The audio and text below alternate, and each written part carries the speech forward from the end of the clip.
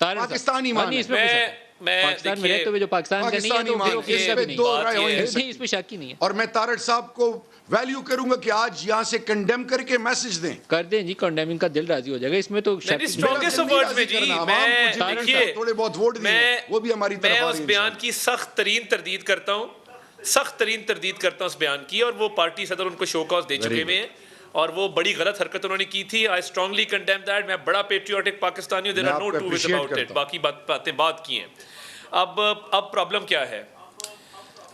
مجھے آج تک یہ سمجھ نہیں آئی. انہوں نے بڑے قصیدے پڑھے. ہم تو دو گروپوں کی بات کر رہے تھے نا، دو اسکول آف تھاٹ کی، انہوں نے تو 4 ٹکڑے کر دیے اس کے. اب اس کا کیا کریں گے؟ 5 ٹکڑے کر دیے. میں ندیم ملک صاحب فارچونیٹلی نا پارٹی میں بڑا اللہ تعالیٰ کا فضل ہے، اللہ تعالیٰ کے کرم سے میں بڑا سینٹرلی پلیسڈ ہوں. میرا ہر کسی سے بہت اچھا ایک تعلق ہے. تو ٹکڑے تو دیکھیں وہ چھیچڑوں کے خواب جو ہیں وہ بلی کو ضرور آتے ہیں اور وہ آتے رہیں گے. وہ ہم روک نہیں سکتے، خوابوں میں ہم نہیں جا سکتے کسی کو روک دے کہ بھئی یہ خواہش نہ کرو.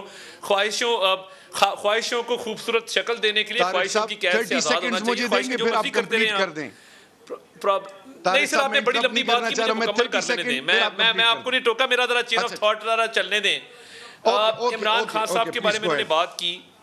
عمران خان صاحب کو انپریسیڈنٹڈ سپورٹ نہ ملتی تو شاید تاریخ کے اوراق میں اصغر خان دوم کے نام سے یہ جانے جاتے. اس پارٹی کا مجھے آپ نظریہ بتا دیں. آپ مجھے بتا دیں کہ what does Tehreek Insaf stand for. پچھلے 3 سال میں اس ملک میں ڈیلیور کیا ہے.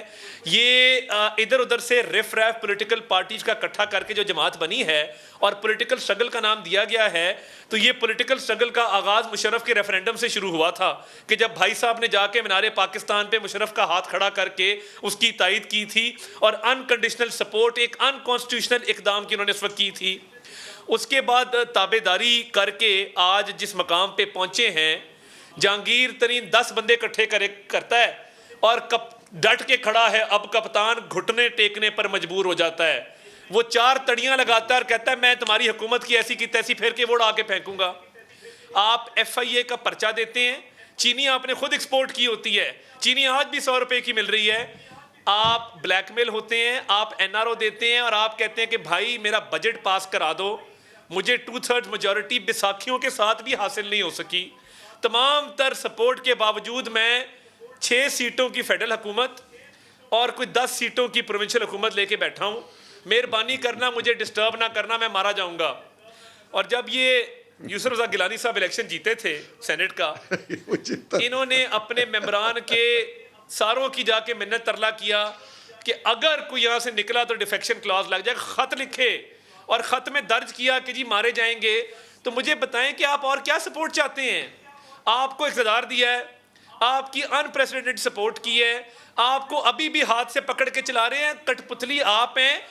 آپ نے اس کے باوجود مجھے بتا دیں کہ مہنگائی میں کمی واقع کی ہے، غربت کم ہوئی ہے، بے روزگاری کم ہوئی ہے.